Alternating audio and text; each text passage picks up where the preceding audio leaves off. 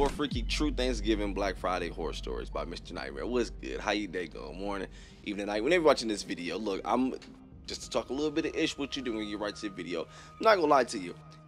If you eat chitlins, cranberry sauce, or that nasty dry ass turkey, then hey, off the rip, you have a horror story on your hands too when it comes to your Thanksgiving. But hey, we're going to check out the original video. You want to check out the original video? Link will be in the description below. But let's go.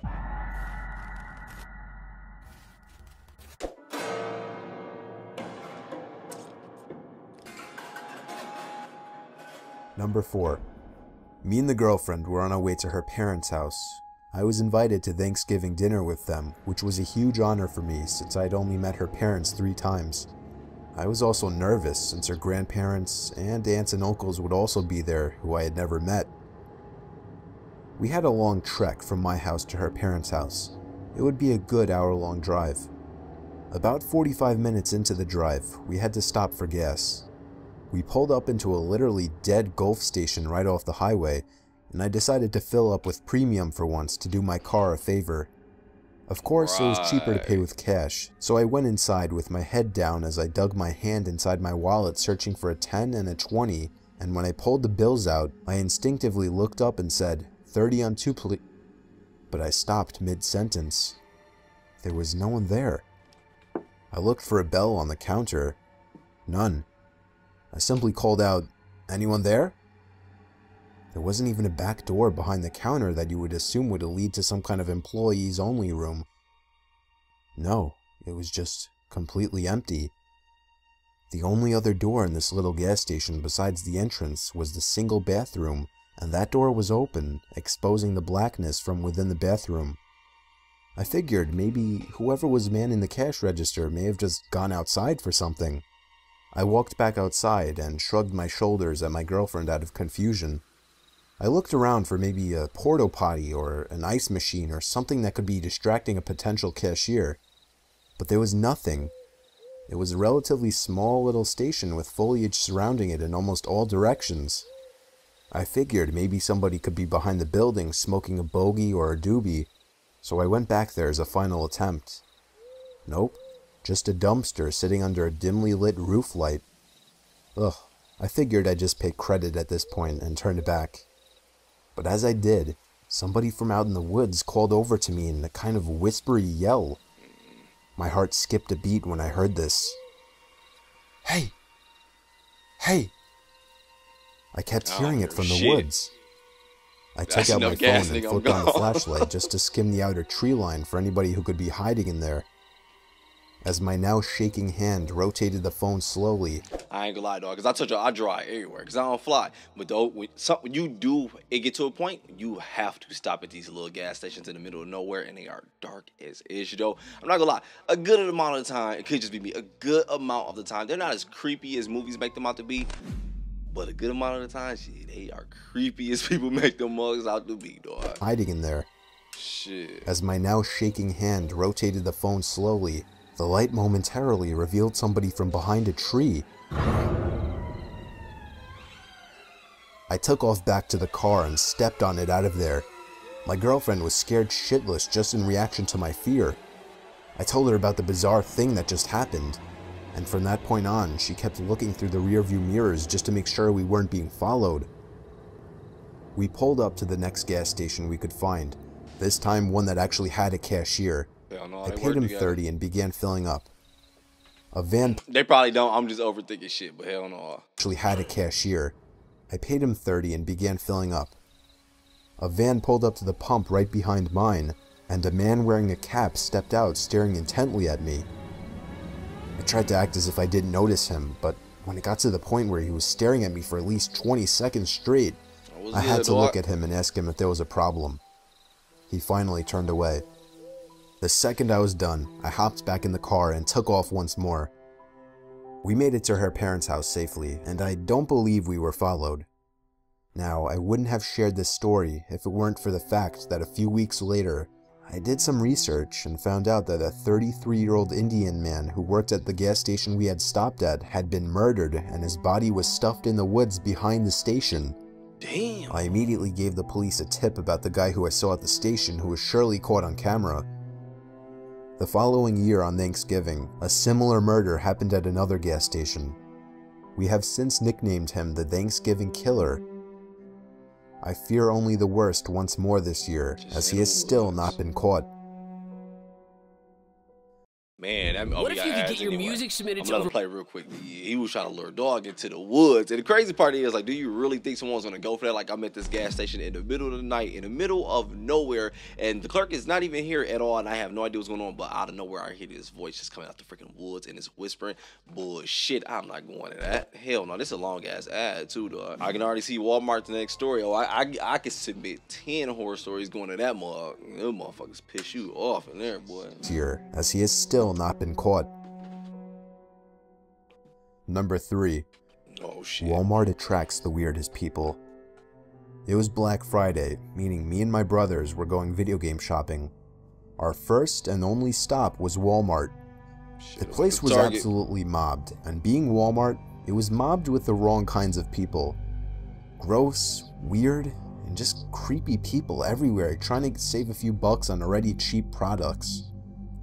We rode the escalators upstairs to the video game section. I was looking for the latest Call of Duty game personally, but my brothers were looking for some other game I don't remember. Then, out of nowhere, some creepy, heavy, oldish man who smelled like vomit walked up to me and said, "You like video games, huh?" "Yeah," I said. I began to slowly slide away just to show that I wasn't interested in conversation. "My son likes video games too. Maybe you should come over and play some with him. He really craves company." The man gave me a creepy smile. "Oh, no, I'm not from around town, sorry." That's all I could think of saying. I didn't even give him a chance to keep this conversation going. Hell, I wasn't obligated to stand there and talk to this guy. I simply gave him a smile and called my brother's name out while walking away. And I bet he's gonna stand there the whole time. Effed up my day. I ain't gonna lie, as a kid when I used to go to Walmart, yo, that was my favorite thing to do, dog. I didn't have to go up to an escalator. We had little ones. But either way it go, though, I used to run right to the back. I know exactly what to talk about. I had a little Nintendo 64 right there.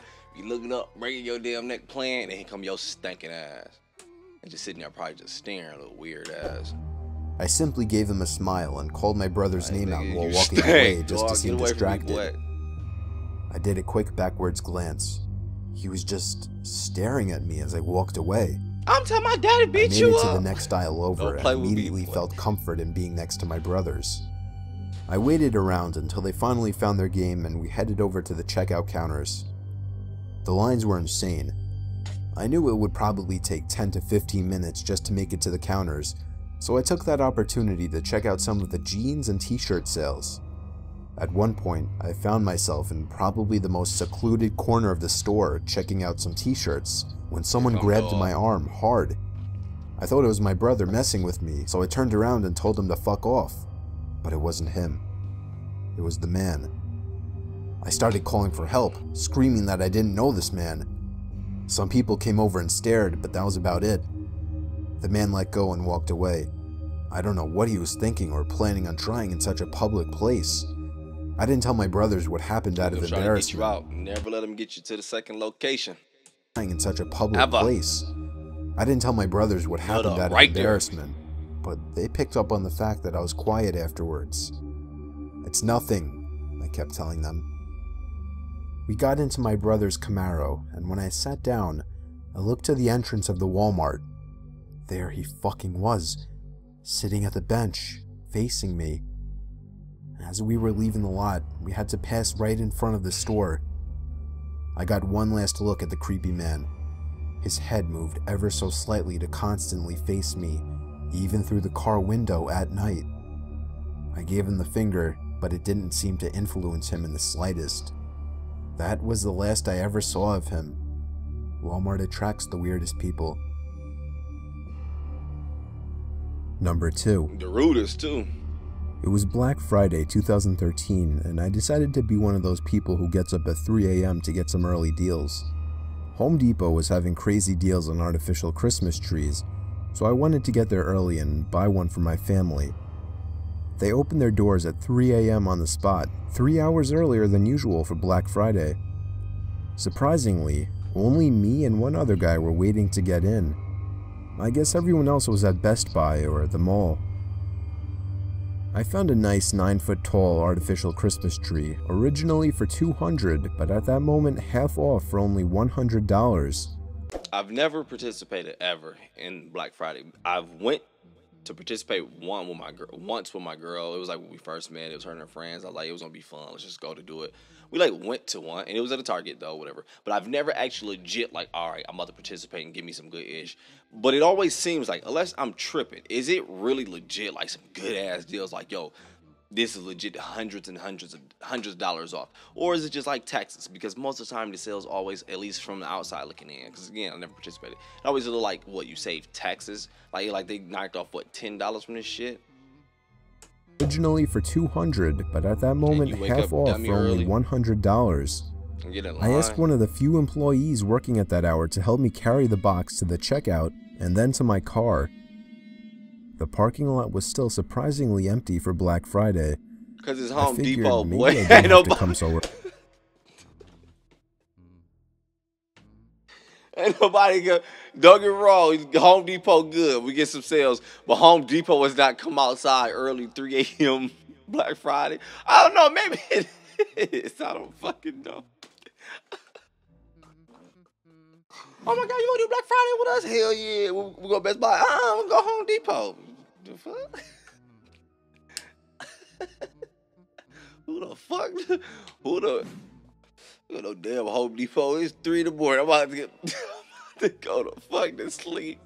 As I look around, I wonder why is no one here? Everyone's missing these great deals. Because they'll be here at 12 in the afternoon. They know it's Home Depot. This shit going nowhere. Still surprisingly empty for Black Friday. I figured maybe I didn't have to come so early. I tipped the guy and got in my car ready to leave when someone knocked on my window. I lowered the window and some guy, mid-20s, beanie, black, and tall, leaned into my window asking if I had change. I opened a little compartment in between seats where I normally keep... Yes, oh my God! You out there in the middle of the night at Home Depot, it's nobody but you and this other fool out there. Someone, this is the most this shit is the most fucking invasive shit you could ever do to someone. Legit, they in their car and you come right to the window. Hey nigga, the fuck? That is legit gonna be in your ear right here, though. Why? And you roll the window down. That ain't spook you. Mid-20s, beanie, black, and tall, leaned into my window asking if I had change. I opened the little compartment in between seats where I normally keep change, and it was actually empty. I didn't want to have to hand him a 10, so I said, "Nah, man, sorry." He looked disappointed, and I actually felt bad. He then asked me if I could give him a lift to the nearest gas station. I was a bit nervous about letting a stranger in my car, but guess what? I let him in. Oh my God. He did not thank me, which kind of hurt. I guess because I'm a little sensitive. I asked him if he knew of any close-by gas stations. Yeah, his basement. Nah. A few seconds later, I asked him, if he ain't got no money, what do you want to go to the gas station for? To get some snacks? Home Depot, well, they do got some. I ain't gonna lie, at that point, you all in my window, I probably would uppercut your ass. But for real though, dog, I was like, oh, yeah, you go ahead and get in, because you got to walk around. As soon as you walk around, stop. Fucking, this nigga went to Home Depot on Black Friday. Dog, you said I'm about to give me some drywall.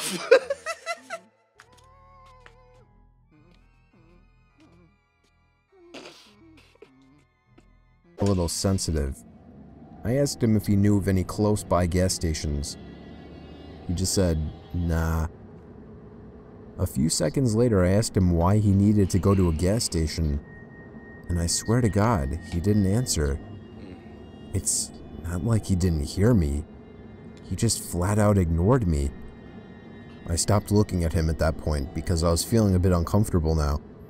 I kept driving down main and side roads, but there was no goddamn gas stations anywhere. I was trying not to look in his direction, but I could tell he was staring at me. Every turn I made, every stop sign I stopped at. I'm gonna fuck your shit up, because I know he ain't got his seatbelt on. Stop playing. Every turn I made, every stop sign I stopped at, he was staring at me. I was sweating. Last stop, I'm sorry. Last stop, dog. But for real though, stop playing though. You ever had like somebody looking at you and you like, all right, are you trying to see if this person is still looking at you, but you don't want to look at them. You really don't want to make eye contact because you know, like, yo, this motherfucker crazy. So you'll do shit like this. You be like, you just be playing around like looking at shit like. So like, let's say they over here, right? You about to, you'll look real quick like, fuck man, what does this nigga get? And the whole time, nigga be grilling you. Like, yep, dog, you about to bite the shit. I mean, that shit happened to me once, I ain't gonna lie, dog. I was on a bus. Well, this ain't a bus, but it was public transportation. Oh, shit, that shit used to trip me out, boy. I used to bump into some goof troops. Like, damn, what? Every stop sign I stopped at, he was staring at me. I was sweating now. This guy was freaking me out. I felt like at any moment he could just grab my throat and I'd be done for.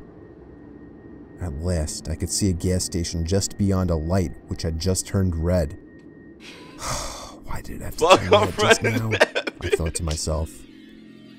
I could still feel his stare, even as I looked the other way. I finally decided, especially if a car coming from this side, I'm running that bitch.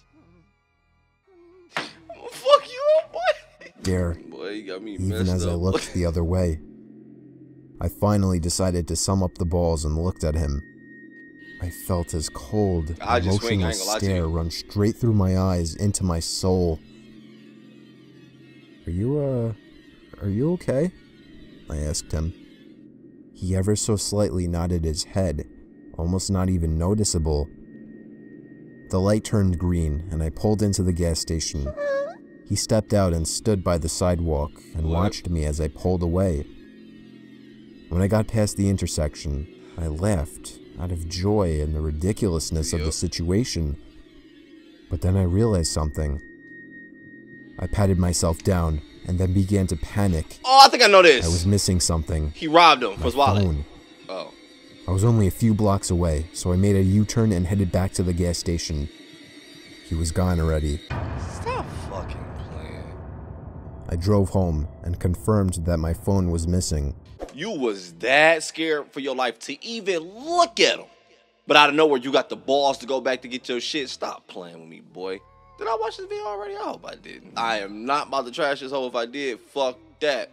I'm having a good time watching this one for the second time, probably. I drove home and confirmed that my phone was missing. I knew I had left it in the cup holder of my car. My phone had all of my info on it. I contemplated calling the police, but I didn't. I couldn't even sleep that night in fear of some freak stranger having my address. The next night, after getting home from our 2-day delayed Thanksgiving dinner, I found my front door was open and my entire house was trashed. I called the police with my neighbor's phone. They didn't find him in there, but they found his prints everywhere. The only thing, the prints did not match anyone on record. Number 1. It was Thanksgiving. I had half the family over, along with the next door neighbors, Tom and his wife. They don't have a big family, so they used to come over to watch the game with us on Thanksgiving. After eating dinner, we all sat in the living room to watch football, except for my daughters Tracy and Michelle, who aren't into football. At the time, Michelle was only 13 years old, and Tracy was 16. During halftime, I decided to go up to Michelle's room to get her to come down. She finally budged and came down to the living room. Me, Tom, and a few in-laws went outside to smoke. Me and Tom talked about his son, Sam. Apparently, Sam had gone back home to be alone and watch movies. He had been with us earlier. Tom joked that he was probably just watching porn, though. I laughed. I stared up at one of the windows to my house, the window to Michelle's room. There was someone looking out the window. What the hell is Michelle doing back in her room? I thought. But then I realized that wasn't Michelle. In fact, I didn't know who the hell that was. I excused myself from the group and stormed back inside and upstairs to Michelle's room. Michelle followed after she saw me enter her room. "Did someone just come in here?" I asked. "No, why?" I looked around the room. It was completely empty. I nudged Michelle to go back downstairs while I turned off the lamp. We went back to the living room where the game would be starting up momentarily. I finally decided to ask everyone if anyone had been in Michelle's room at her window. Everyone either said no or shook their heads no. Someone had to be lying. I know, that shit would trip me out, dog, and my daughter. I heard a slight thud come from upstairs in Michelle's room. I ran back upstairs, again with Michelle following me. I flicked on the lights in her room and spun around in a circle looking for someone. The sliding closet door was cracked open. I just realized. I thought I could see something through the crack. I squinted my eyes to try and see what it was. It was an eye. I screamed like a child for maybe 2 seconds, followed by Michelle. Relatives ran up into the room as I angrily slid open the closet and pulled out Sam, Tom's son. Tom ran up and found me basically holding Sam by the neck. Sam was holding some belongings of my daughter that I'd rather not talk about. This incident definitely scarred, maybe even ruined my friendship with Tom and his wife. Yup, and you it's gotta made go. me that much more protective over my daughter.